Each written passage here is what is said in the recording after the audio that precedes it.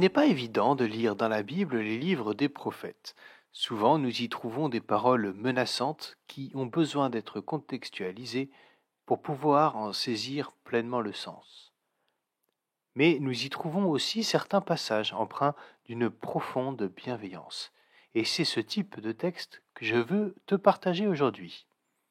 Au chapitre 2 du livre du prophète Osée, nous trouvons cette belle promesse messianique.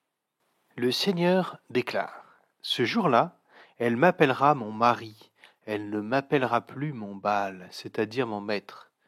J'enlèverai de sa bouche le nom des Baals, et personne ne se souviendra plus d'eux. Alors je ferai pour mon peuple une alliance avec les animaux des champs, avec les oiseaux du ciel et les petites bêtes de la terre. Je supprimerai dans le pays les arcs, les épées et les armes de guerre, et je permettrai aux habitants de dormir tranquillement. Israël, tu seras ma fiancée, et ce sera pour toujours. Tu seras ma fiancée, et la dot, je la donnerai. Ce sera la fidélité et la justice, l'amour et la tendresse. Oui, la dot que je donnerai sera la confiance.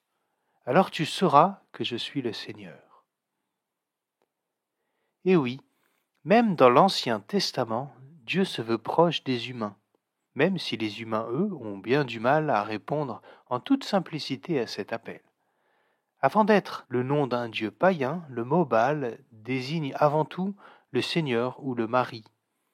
Par cette parole profonde, Dieu rappelle non seulement qu'il n'a jamais été dans ses projets de faire de l'homme un être supérieur à la femme, mais il introduit aussi cette belle image que Paul détaillera plus tard en comparant l'Église à l'épouse de Christ.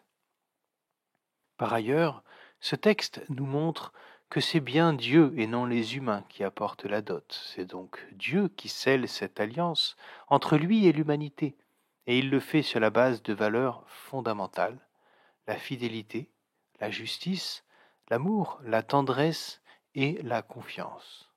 Par la même occasion, il nous fait cette promesse si belle et si encourageante en ces temps troublés: les violences et l'idolâtrie qui emplissent notre monde cesseront lors de son retour.